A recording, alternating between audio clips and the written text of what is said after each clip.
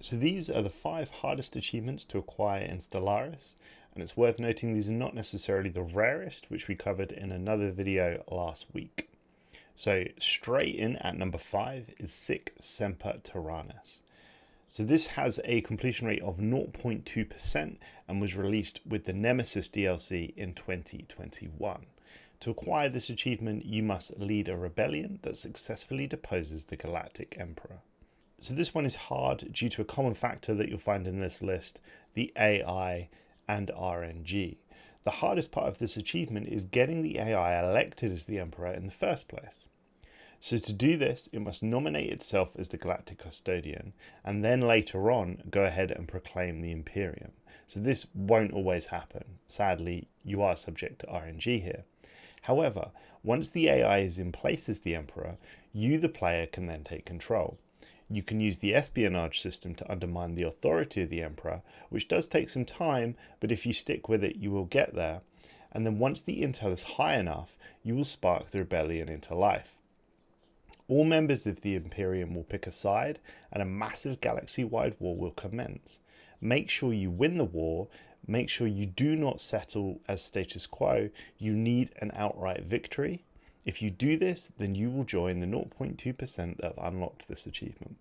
On to number 4. So number 4 is the achievement Stay on Target. This was released with the Apocalypse DLC in 2018 and has a completion rate of 0.4%. In order to get this, you must destroy an empire's colossus while it is in the process of firing on a planet. So according to Steam, only 0.4% of people have this achievement, and again it relies a lot on the AI doing what you want it to do in order to get it. Firstly, you need the AI to build or have a colossus. Now fortunately, fallen empires have a 10% chance to start with one of these, and when awakened they do have the ability to build more if needed. Then you'll obviously need to be at war with the fallen empire, and you need to bait it into sending the colossus in to crack or pacify one of your worlds.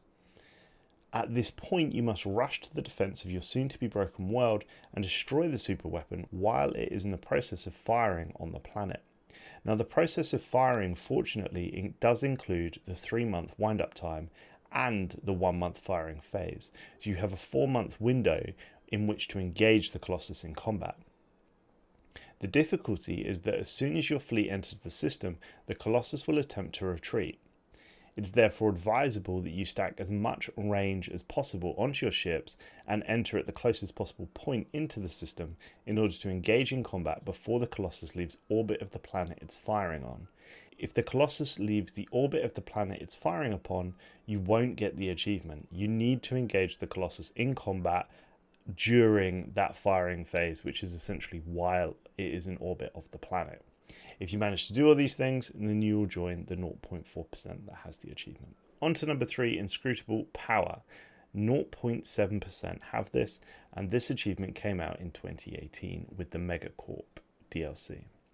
So this one is actually remarkably straightforward for such a difficult achievement. It is relatively straightforward. So you can obtain the Galatron either via the reliquaries that the traders offer, also known as loot boxes. I'll refer to it as loot boxes going forward, or from another empire. Only 0.7% of the player base has acquired this achievement, and considering it's been available for a number of years, for 4 years since 2018, that's quite the feat.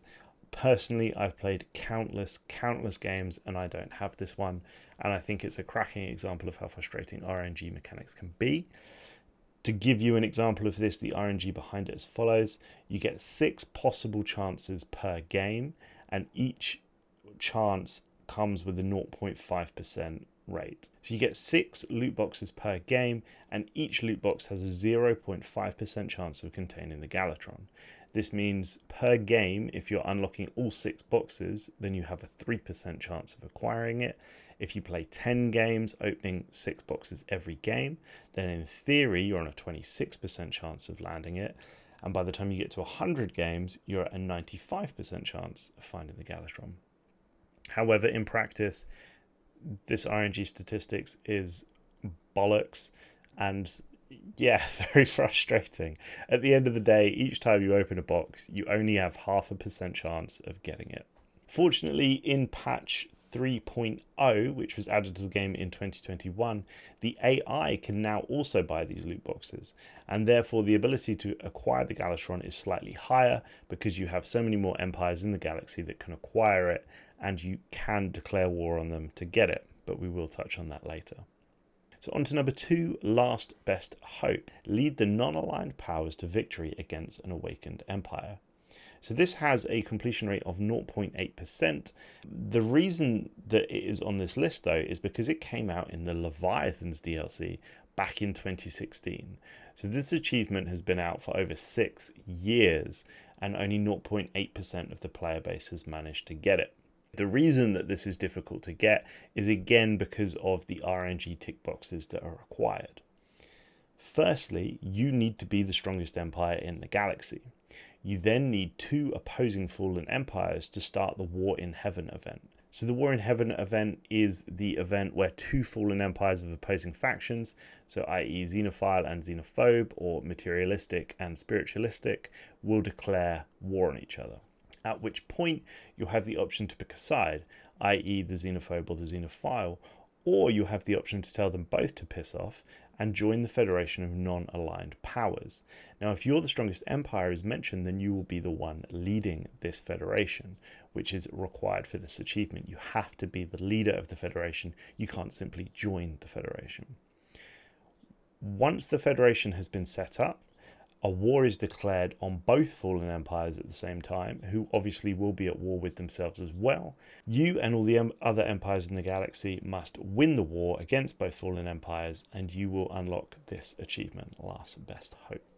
Okay, and finally, the hardest achievement in the game, in my opinion, is the Raiders of the Lost Galatron. So yes, we are back on the Galatron, and it has 2 achievements to show how bloody difficult this thing can be.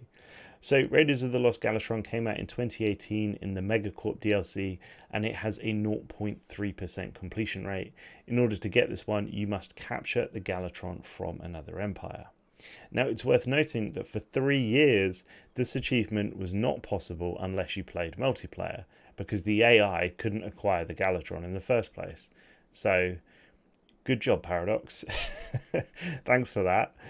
Anyway, it's a massive, massive RNG fest. So we've already touched on how hard it is to get the Galatron yourself. Well, now you have to rely on an AI empire to even unlock these loot boxes, which they can do, but do they necessarily do? Well, that's a different topic.